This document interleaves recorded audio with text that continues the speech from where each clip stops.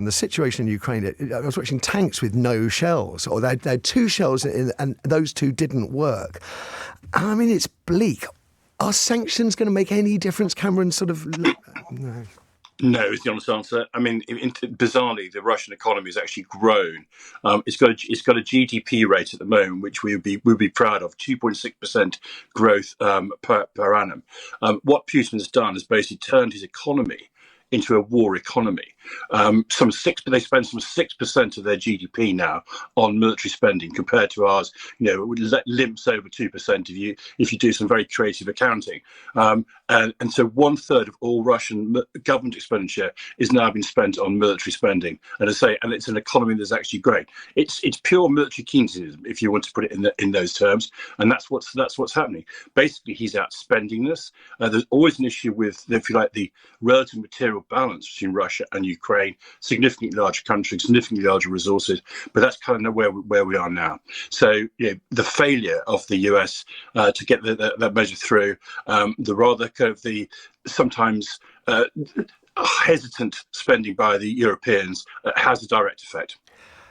As a military man, how do you foresee, I mean, there are so many variables, but I'm just wondering, because the way I'm seeing it is no money from the United States. I suspect we'll see more Russian advances. How many Russian advances will the West tolerate before it steps up to the plate? And if that is the way we're going, what a useless approach. The 2 years this war's been fighting, many people have died to hold the ground that Ukraine still has. And here we are making their life much more difficult. Yeah, no, I think militarily it might be more problematic on the ground, because I think curiously both sides are learning from each other. One of the reasons why the Ukrainian counteroffensive did not succeed last year is the Russians had created defences in depth. And so even though I think the elements they tried to deploy were well trained, they knew what they were doing, the defences were just too big for them. And there was a material imbalance as well.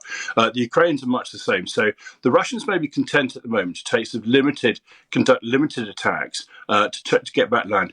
Whether we'll see a kind of major, what you might call operational level offensive, may be more problematic. It may just suit them effectively to try and bleed Ukraine dry and force them at some point to the negotiating table. So attacks in order to draw the Ukrainians in, but not necessarily a kind of major offensive as we saw 2 years ago. The West is understandably reluctant, I think, of being drawn into a sort of direct confrontation with Putin. I'm still wondering, I mean, Zelensky's made it clear many times he wants sort of air support. We've been reluctant to provide it. I'm trying to think if there's one pivotal move we could make, the West could make, that would change the balance of this war. And I'm wondering whether air is the way to go and whether we still have anxieties about going in that direction. I think we would not ourselves deploy our own aircraft against the Russians in terms, unless there was some a major catastrophe. So if the Russians did conduct a major counter-offensive, a major offensive, then that might be the case. I mean, the only other circumstance I'm aware of, and the Russians have talked rather vaguely about using nuclear weapons. I think that will be a game changer, but that'll be a game changer in all sorts of different ways as well. What should happen next year? Down this year, 2024. Is that the Ukrainians will start to receive the F-16s, which they came from before. But whether that will give them a decisive advantage, I frankly doubt. I think it will help them when they conduct their own counterattacks. It will help them to stop the Russians. Whether it would give them an overall improved advantage to attack and defeat Russia, I think is unlikely. And I think we're potentially looking at a long drawn out sort of stalemate in that area. It doesn't stop Putin, on the other hand, from looking for alternatives elsewhere, which I think is a real danger. Is there one move we should be making that we're not seeing, that we're missing? I think the real thing is we really must commit to improving our defences. I mean, as I said to you, I slightly sarcastically, I said, we've our just over 2% figure. It kind of limps over the line. Whether you think I deserve my pension, but my military pension's included in that figure. So I mean, that's hardly. It's pushing it a bit, isn't it? To say that's military spending, that is pushing it. My specific military value to the country now is probably a little bit limited, but if you include all the veterans, pensions in those figures. That's not what we need. I mean, the figures that have been bandied around is around 3% as a starter. But that's 3% of our GDP, which is a significant enhancement of where we are at the moment. The government's best offer at the moment, this is Rishi Sunak, is 2.5% when fiscal and economic circumstances allow. That's the wrong measure. We need to measure in terms of need, not in terms of accountants, penny counting, which is where the government is. So we need a significant uptake, as do the other European countries.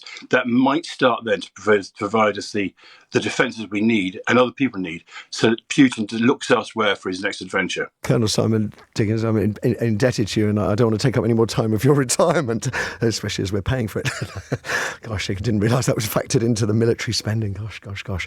Let's go straight now over to Samuel Greene, Professor of Russian Politics at King's College London. Good morning to you, sir. Good morning. Having heard from a military man, I'll be fascinated to hear your perception of what's going on.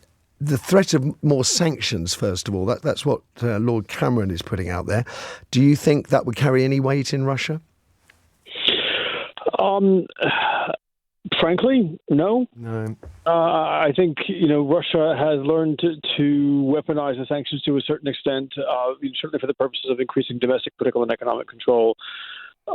It has been able to weather. I don't want to say they're not having an effect, right? No. They are making things more difficult for the Russian economy. They're increasing the cost of capital. They're making it more expensive for Russia to do everything that it's doing. It's just that, as your previous commentator was saying, for Russia, this is existential. This is mission critical, certainly the way that they see it, and so they have put the entirety of their system on a war footing, and they're not going to let sanctions stop them.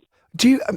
It may be a difficult question to answer. I'm trying to work out what Putin might be afraid of. I mean, there's £75 billion, $95 billion potentially coming down the line from the United States. I say potentially, it's difficult to know when that money may be released at the moment. Is that something that would concern Putin, that more money would lead to more shells, which might lead to more advancements by the Ukrainians? Well, I think that certainly he's been trying very hard to make that not happen. His whole, conversation with Tucker Carlson was also about trying to drive what he saw as a final nail in the coffin of that spending. But I think more than the amount of money, I don't want to say the amount of money isn't important. It very clearly is. But more than the amount of money is the duration, right? The U.S. and others have said as long as it takes. Putin at the moment is the only one out there who is committed to this, as well as Zelensky, yes. Obviously, as long as it takes. Right? He does not face a parliament or anybody else who is asking questions about how long we should be spending money and lives on this. The West is not, of course, spending lives on this. Ukraine is, but we keep communicating to him that there will be time limits to this. We keep communicating every time we pass a 3-month or a 6-month or a 9-month spending package, right? That all he has to do is sit there and wait. So I think that the real game changer is probably less about the amount of money and probably less about the specific weapons than an actual durable strategic commitment to an incontrovertible Russian military defeat in Ukraine. That makes perfect sense to me. What can you tell us about the reaction at home in Russia to the war? I mean, in the early days, we were hearing a lot that many people in Russia had no idea what was going on, that the media over there pumps the line that the Ukrainians were Nazis, et cetera, and posing this massive threat. Now you've got 315,000 plus dead. Those deaths, wounded, but those messages, that sends a different message. And I just wondered if if there's any support, what kind of support there is for this war, and whether or not that has any bearing on Putin.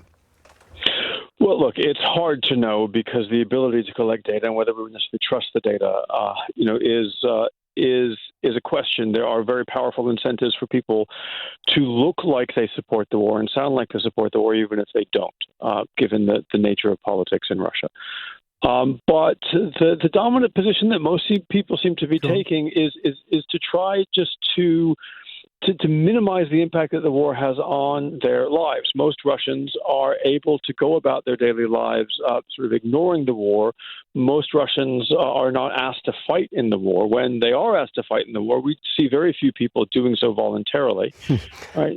We see large numbers of people that they leave the country or try to bribe their way out of the military draft for for that reason.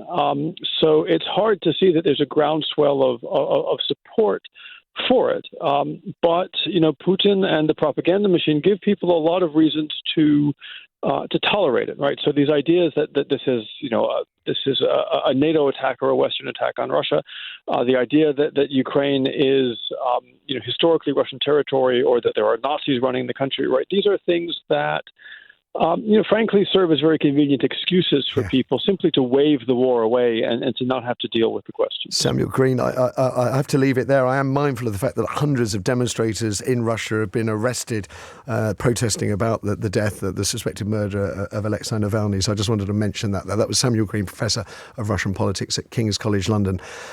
What a depressing situation.